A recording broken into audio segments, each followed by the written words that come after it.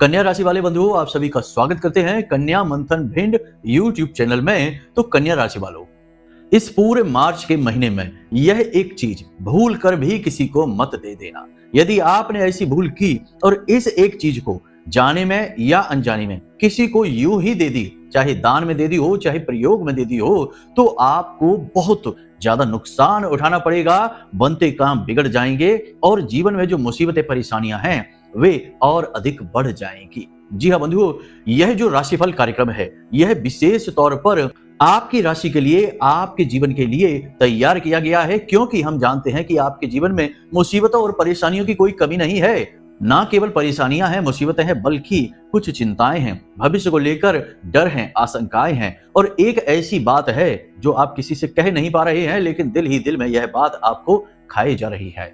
तो ऐसी स्थिति में यदि और नए नुकसान, नए घाटे, नई मुसीबतें आए तो आप उन्हें सह नहीं पाएंगे। अभी आपकी स्थिति थोड़ी सी नाजुक है। जी हाँ, वैसे आप अंदर से बहुत आत्मविश्वासी हैं, ऊर्जा से भरे हुए रहते हैं। सकारात्मक ऊर्जा आपके अंदर, हृदय से, अंतर मन से निकल कर आती है। बाहर की परिस्थितियां कितनी ही नकारात्मक क्यों ना हो, लेकिन आपके अंदर लड़ने का जज्बा है, मुसीबतों से बाहर निकलने का हुनर है। और सबसे बड़ी बात कि आप अपना दुखड़ा, अपना रोना दुनिया के सामने नहीं रोते हैं। लेकिन इन सब के बावजूद भी कहीं ना कहीं अंदर ही अंदर अब आप टूट चुके हैं। मन ही मन में आप उम्मीद हार चुके हैं। कहीं ना कहीं निराशा अब आपके ऊपर हावी होती जा रही है। जी हाँ बंधुओं, हम लंबे समय से आपकी राशि का, आपकी कुंडली का अध्ययन करते चले आ रहे हैं, इसलिए आपके जीवन में क्या घटित हो रहा है इस बात का काफी हद तक हमको पहले से अंदाजा रहता है। इसीलिए हम आपको कहते हैं कि अब नई मुसीबतों को दावत नहीं देना है, ऐसी कोई भूल नहीं करनी है जिससे कि कुछ नई समस्याएं, नई परेशानियां बाहर निकले। बजाय इसके आपको ऐसे काम करने हैं जिससे आपके जीवन में जो अभी परेशानियां चल रही हैं, जो मुसीबतें हैं, जो अड़चने, रुकावटें हैं, इनसे आपको मुक्ति प्राप्त हो। बंधु, हमारा केवल एक ही प्रयास है और यह दिल से किया गया प्रयास है कि आपके जीवन में मुस्कुराहट आए, खुशियां आए। एक भाई बंधु है हमारे जिनका आज बड़ा प्यारा सा कमेंट आया और उन्होंने एक बजरंगबली का उपाय जो हमने उनको दिया था, 21 दिन का उपाय था, कर्जा मुक्ति के लिए इस उपाय को उन्होंने किया और यकीन मानिए कि 21 दिनों के अंदर अंदर ही उनके जीवन में कुछ ऐसा चक्र चला, हनुमान जी की ऐसी कृपा हुई कि उनका कर्जा मुक्त हो गया। कर्जा बैंक की तरफ से था, बैंक ने उनके साथ कुछ ऐसा किया कि बहुत ही छोटी सी रकम के साथ समझौता कर लिया और आज वो कर्जे से मुक्त हो गए।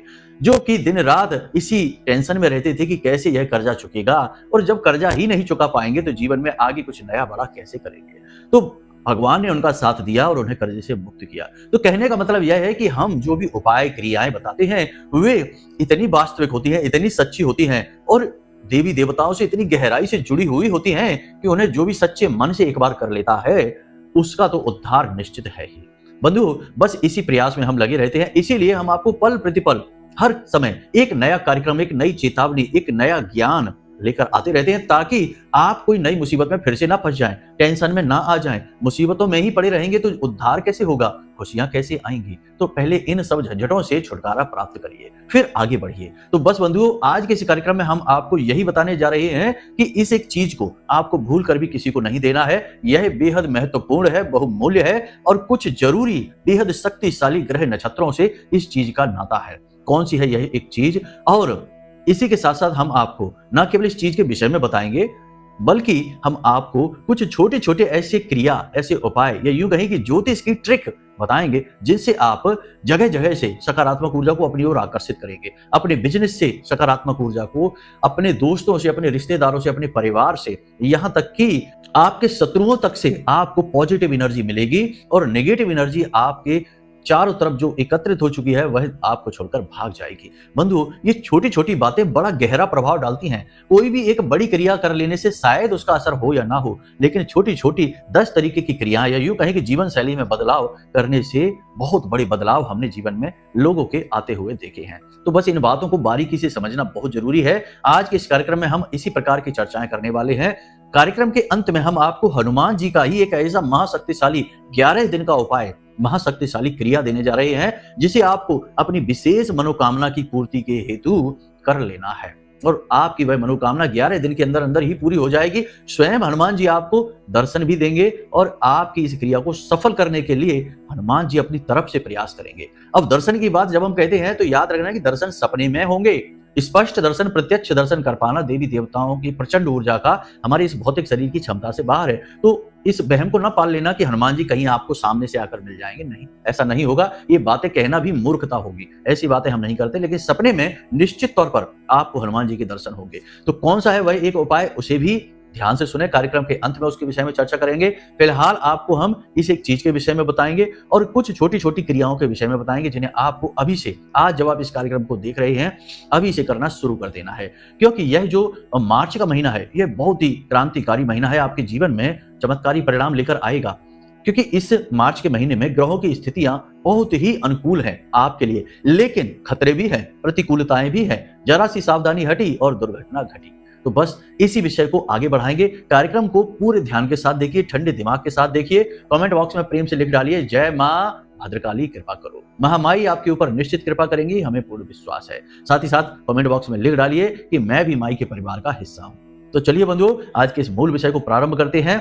अब सारी बातें ध्यान से सुनिए। बंधुओं, अगर आप अब भी सोच रहे हैं कि कुंडली का विश्लेषण कराएं कि नहीं कराएं, क्यों कराएं, क्या जरूरत है कुंडली विश्लेषण कराने की, तो ध्यान से सुनिए। आप इस समय 3 तरीके की स्थितियों में फंसे हुए हैं। एक स्थिति तो यह है कि आपके ऊपर बहुत कर्जा है, व्यापार चल नहीं रहा है, घर में भी क्लेश रहता है, रिश्ते नातों में भी उथल पुथल मची हुई है। तो अब इस स्थिति में आप कैसे फंसे? कोई ना कोई ग्रह था जिसने परेशान किया, तो इससे बाहर निकलने का मार्ग क्या है? कुंडली में छुपा हुआ है, इसलिए कराइए। दूसरा कि आप कुछ जीवन में करना चाहते हैं, निर्णय ले नहीं पा रहे हैं, समझ में आ नहीं रहा है कि क्या करें क्या ना करें, तो इस स्थिति में श्रेष्ठ मार्गदर्शन कौन करेगा? आपके ग्रह, आपकी कुंडली। तीसरा कि आपकी जिंदगी में आपने सब कुछ हासिल कर लिया है, कामयाबी भी हासिल कर ली है, रिश्ते नातों में भी सुख शांति है, परंतु आपके मन में एक बेचैनी है, क्योंकि अब तक शायद आपने वह हासिल नहीं कर पाया जिसके लिए आपका जन्म इस धरती पर हुआ था। यानी कि अपने सही उद्देश्य को आप अब तक हासिल नहीं कर पाए हैं। तो वह उद्देश्य क्या है, क्यों आप इस धरती में, इस संसार में आए हैं, उस उद्देश्य को जानना है। इसको जानने के लिए आपको कुंडली दिखानी है।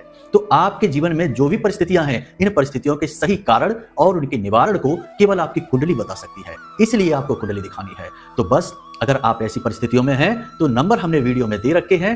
किसी भी नंबर पर 10 बजे से 4 बजे के बीच फोन लगाइए। छोटी सी दक्षिणा देने के बाद अपनी कुंडली का श्रेष्ठतम आकलन करा लीजिए। जय माई की।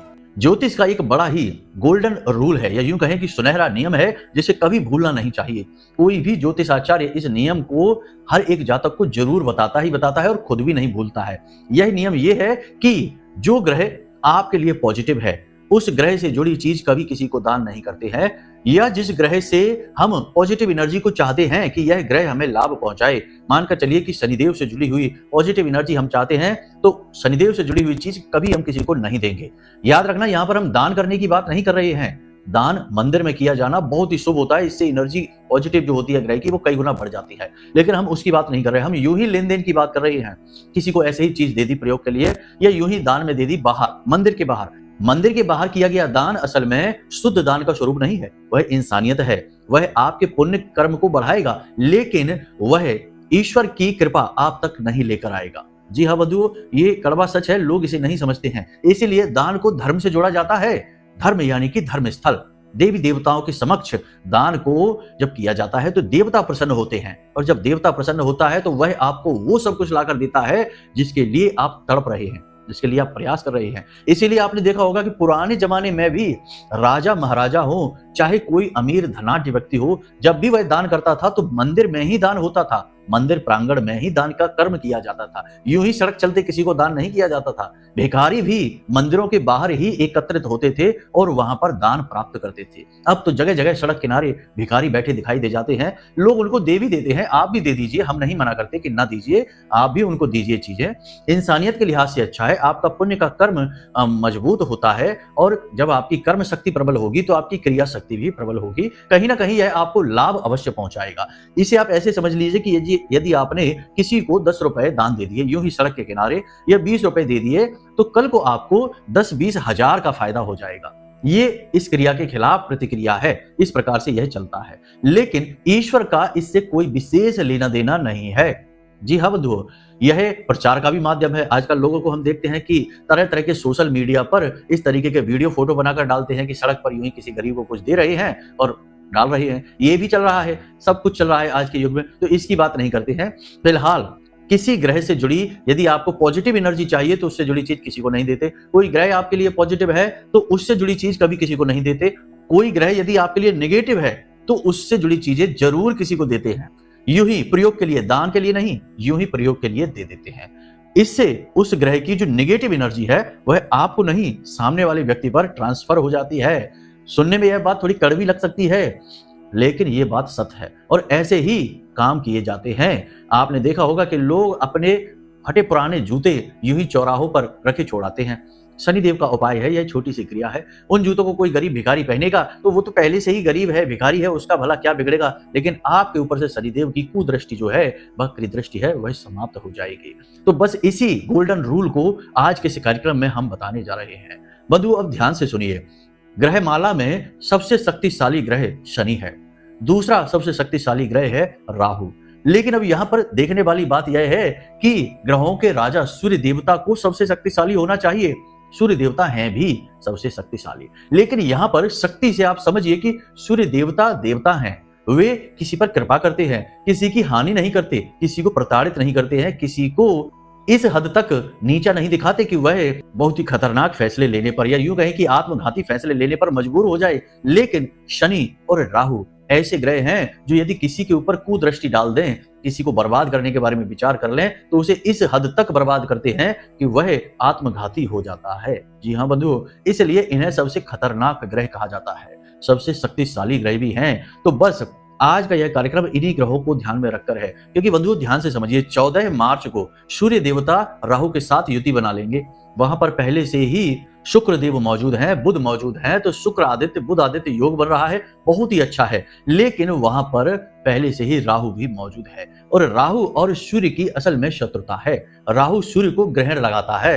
तो जैसे ही 14 तारीख यानी मार्च 14 आएगी, आपके जीवन में कुछ खतरनाक घटनाएं घटनी शुरू हो जाएंगी और आपको उस समय के लिए सावधान रहना है, सतर्क रहना है। अभी सूर्य देवता शनिदेव के साथ बैठे हुए हैं, अभी शनिदेव की भी नकारात्मकता आपके ऊपर कुछ हद तक कम है। अब ध्यान से सुनिए कि ऐसे में आपको करना क्या है। सबसे पहला नियम आपको यह बना लेना है कि प्रतिदिन सूर्य देवता को बल देना है। याद रखना कि जब आप सूर्य को बल देते हैं तो सारे ग्रहों का कहीं ना कहीं जो नकारात्मक गुण है वह किसी हद तक दब जाता है। सूर्य के प्रकाश के आगे संपूर्ण ग्रहमाला के ग्रह दिखाई ही नहीं देते हैं, सूर्य का प्रकाश इतना तेज है। और याद रखना कि सूर्य एक देवीय ग्रह है, सकारात्मक ग्रह है।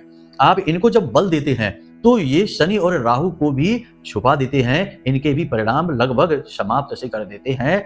लेकिन तभी जब सूर्य को बल देंगे तब। इसका मतलब यह हुआ कि जैसे दोपहर का सूर्य आपने देखा, दोपहर के समय का सूर्य कितना शक्तिशाली होता है, चारों तरफ प्रकाश ही प्रकाश होता है। तो न सूर्य के प्रकाश में चंद्रमा दिखता है, ना कोई अन्य ग्रह या तारे दिखाई देते हैं। लेकिन जैसे जैसे सूर्य ढलता है, शाम का समय होता है या फिर रात्रि का समय आता है, गोधूली की अवस्था होती है, उस समय सितारे धीरे धीरे दिखाई देने शुरू हो जाते हैं। यानी कि सूर्य कमजोर होगा तो अन्य ग्रहों का, जो नकारात्मक ग्रह हैं, उनका भी बल बढ़ेगा और जो अन्य सौम्य ग्रह हैं उनका भी बल बढ़ेगा। तो कहने का मतलब यह है कि हम कोशिश कर रहे हैं कि नकारात्मक ग्रहों का बल कम किया जाए। तो इसका एकमात्र उपाय यह है कि सूर्य को बल दिया जाए। अब सूर्य को बल देने का सबसे सरल तरीका है एक ही, कि सूर्य को अर्घ दिया जाए। प्राचीन काल से यह परंपरा हमारे हर एक हिंदू के घर में देखी जाती थी, लेकिन अब तो इन परंपराओं का जो दैवीय गुण थे उनका धीरे धीरे लोप होता जा रहा है। लोग आधुनिकता की दौड़ में अपनी जड़ों को ही खोते चले जा रहे हैं, हवा में उड़ते जा रहे हैं, फिर धड़ाम से नीचे गिरते हैं और रोते फिरते हैं कि क्या करें, जीवन में बर्बादी ही बर्बादी आ गई। खैर, इन सब बातों को छोड़िए, चलिए तो सबसे पहला काम आपको सूर्य को अर्घ देना है। आज आप जब इस कार्यक्रम को देख रहे हैं तभी से, यानी कि अगले दिन से ही आप यह नियम बना लीजिए कि आप प्रतिदिन सूर्योदय से पहले जागेंगे। जैसे ही आप सूर्योदय से पहले जागते हैं, सूर्य देवता मुस्कुराते हैं, प्रसन्न होते हैं, अपनी कृपा तुरंत आपके ऊपर देते हैं। और सूर्य उदय से पहले जब आप जागेंगे तो स्नान आदि करने के बाद सीधे आपको एक लोटा में जल लेना है। सूर्य के उदय होने के बाद, सूर्योदय से पहले ही सूर्य देवता को अर्घ मत दे देना, वरना यह अनिष्टकारी होता है, इससे दोष उत्पन्न होता है। तो आपको सूर्य देवता के उदय होने का इंतजार करना है। जब सूर्य देवता उदित होते हैं उस समय बाल्यावस्था में होते हैं, तो सूर्योदय होने के 10 से 15 मिनट के अंदर अंदर जो अर्घ दिया जाता है वह सूर्य देवता पूर्ण रूप से ग्रहण कर लेते हैं। फिर धीरे धीरे उनका तेज बढ़ता है, तो हम देखते हैं कि कुछ लोग तो 10, 11, 12 बजे भी सूर्य देवता को अर्घ देने में लगे रहते हैं। यह दोषपूर्ण होता है, उस समय सूर्य देवता को अर्घ नहीं दिया जाता, इससे आपके जीवन में नकारात्मकता आती है। देखिए, हर एक नियम का एक विधान है। ये नियम क्यों बने हैं, इन नियमों के पीछे कारण है। जब सूर्य देवता का उदय हो रहा होता है तब उनकी किरणें, उनका तेज, उनका प्रकाश सौम्य होता है और वह सौम्य प्रकाश आपके शरीर में नई ऊर्जा का संचार करता है। विज्ञान कहता है कि आपके शरीर में विटामिन डी बनने लगता है और यह विटामिन डी आपके दिन भर की ऊर्जा की पूर्ति आपके शरीर में करता है, यानी कि आपको ऊर्जा से भर देता है। तो यही तो कारण है, चाहे विज्ञान से देखिए, चाहे आध्यात्म से, चाहे धर्म से, बात एक ही है, अलग अलग तरीकों से कही जा रही है। तो आपको उसी समय सूर्योदय होने के 10 से 15 मिनट के अंदर अंदर अपने घर की छत पर जाना है। याद रखना कि स्नान आदि तो एक साधारण नियम है, ये तो करना ही करना है। जब आप सूर्य देवता को अर्घ देंगे तो आपके कमर से ऊपर के शरीर पर कोई वस्त्र नहीं होना चाहिए। पुरुषों की बात है यह, महिलाएं हैं तो कोई बात नहीं है, आप जैसे चाहे वैसे वस्त्र धारण करें, कोई फर्क नहीं पड़ता है। बस यहाँ पर ध्यान देने वाली बात यह है कि यदि महिलाएं सूर्य देवता को अर्घ देती हैं तो उसके कुछ नियम है, कुछ विधि विधान है। रजस्वला धर्म के समय महिलाएं सूर्य देवता को अर्घ नहीं दे सकती हैं और भी कुछ छोटी छोटी बातें होती हैं जिनका ध्यान रखना जरूरी है। बाकी महिलाएं भी सूर्य देवता को अर्घ दे सकती हैं, कोई ऐसी बुराई नहीं है। तो अब पुरुषों के लिए बात करते हैं, क्योंकि पुरुषों को ही सूर्य देवता की कृपा की अत्यंत आवश्यकता रहती है, क्योंकि मान सम्मान, धन दौलत की सबसे अधिक आवश्यकता पुरुषों को होती है। घर के संचालक वही होते हैं, तो फिलहाल हम उनकी बात कर रहे हैं। तो आपको ऊपर के शरीर पर वस्त्र नहीं होने चाहिए, सिर पर कपड़ा अवश्य होना चाहिए। और सबसे बड़ी बात कि आप जो लोटा आप लेकर जा रहे हैं वह तांबे का होना चाहिए और उस लोटे में जो जल आपने डाला है उस जल में थोड़ी सी मिश्री, कुछ भी यानी मीठा डाल सकते हैं, मिश्री डाल सकते हैं। यदि आपको जल्दी से जल्दी सूर्य देवता की कृपा चाहिए, धन लाभ चाहिए, नौकरी या काम धंधे व्यापार में जबरदस्त तरक्की चाहिए, तो आप उस जल में थोड़ा सा शहद मिला सकते हैं और एक लाल रंग का पुष्प डालें, थोड़ी सी चावल और थोड़े से काले तिल डालें और इसके बाद आप सूर्य देवता को अर्घ दीजिए। सूर्य देवता को अर्घ देने का बड़ा ही सरल तरीका है। हमारा जो लोटा होता है वह हमारे सिर के ऊपर जाता है और हम उसी जल में से, जल की धारा में से सूर्य देवता के दर्शन करने की कोशिश करते हैं। ओम घृणी सूर्याय नमः, इस मंत्र का कम से कम 11 बार आपको जाप भी करना होता है। इस प्रकार सूर्य देवता को आप अर्घ देंगे, सूर्य देवता आपसे तुरंत प्रसन्न हो जाएंगे और आप देखेंगे कि इस मार्च के महीने में सूर्य देवता को जब हम बलवान करेंगे, बलि करेंगे, तो राहु के नकारात्मक परिणाम दब जाएंगे। शनि तो पहले से ही दबे हुए हैं, क्योंकि शनि के साथ बैठे हैं सूर्य देव, शनि के ही घर में, तो शनि तो पहले से ही दबे हुए हैं। इसी के बाद जो 14 तारीख के बाद यानी 14 मार्च के बाद सूर्य देवता राहु के साथ जा रहे हैं, वहां कुछ शुभ ग्रहों के साथ में शुभ योग बना रहे हैं, परंतु राहु की वजह से जो नकारात्मकता आ सकती है, यानी आपके अरमान टूट सकते हैं, आपकी योजनाएं खराब हो सकती हैं, बनते काम बिगड़ सकते हैं, खास तौर से सरकारी या नौकरी से जुड़े हुए लोगों के काम बिगड़ सकते हैं, तो उनके लिए ये क्रिया बहुत अधिक आवश्यक है। सूर्य देवता को विशेष क्रियाओं के अनुसार अर्घ देना। अब सबसे महत्वपूर्ण बात कि सूर्य देवता को जो अर्घ देते हैं उससे जो जल की धारा नीचे गिरती है उससे जमीन पर नहीं गिरना चाहिए और उसके छींटे आपके ऊपर नहीं आने चाहिए। तो अब इसके लिए आप क्या करें कि कोई एक पौधा नीचे रख लें और उस पौधे पर वह जल गिरना चाहिए। इससे पवित्र अर्घ और कोई नहीं है। अगर आप इस क्रिया से करते हैं तो थोड़े बहुत छींटे आपके ऊपर आएंगे तो कोई बात नहीं है, वे पौधे से छिटक कर आएंगे, जमीन से नहीं। जमीन से छिटक कर आने वाले जो छींटे होते हैं वे ठीक नहीं, शुभ नहीं माने जाते हैं। शिव पुराण में कहा गया है कि यदि सूर्य देवता को अर्घ देते समय जो छींटे जल के जमीन से गिरते हैं और वे ऊपर आते हैं तो वे इंसान को रोगी बनाते हैं, तो यह नकारात्मक प्रभाव है। तो फिलहाल आप यदि पौधे को रख लेंगे तो पौधे से छिटककर जो छींटे आएंगे वे पवित्रता को लेकर आएंगे। कोई शुभ पौधा रख लें, पवित्र पौधा रख लें और उस पौधे के ऊपर वह जल गिरेगा। इससे पौधे का भी पोषण होगा और आपके जीवन में सकारात्मकता आएगी। इन बातों का आप ध्यान रखें।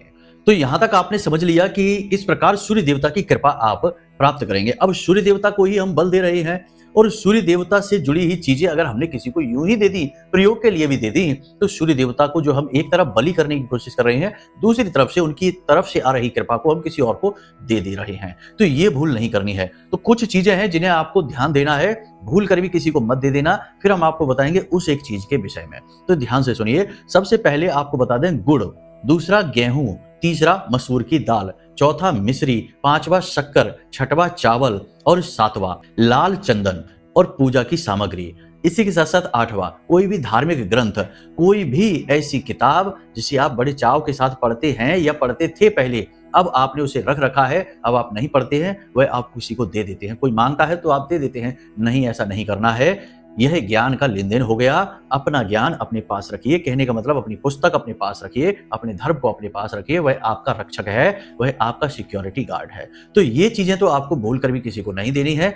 लेकिन इन सब चीजों को आप मंदिर में जाकर दान अवश्य कर सकते हैं। किसी भी मंदिर में जाकर आप दान कर सकते हैं, चाहे हनुमान जी के मंदिर में कर दें, चाहे भोले बाबा के मंदिर में जाकर दान कर दें, किसी भी दिन जाकर दान कर दें। देवी देवता का जो भी दिन होता है, जैसे कि सोमवार के दिन भोले बाबा के मंदिर में जाकर दान कर दें, मंगलवार के दिन या शनिवार के दिन हनुमान जी के मंदिर में जाकर दान कर दें। इन चीजों को तो बहुत लाभ मिलेगा आपको सूर्य देवता को बलि बनाने में, साथ ही साथ सूर्य देवता की विशेष कृपा आप तक पहुंच ही जाएगी।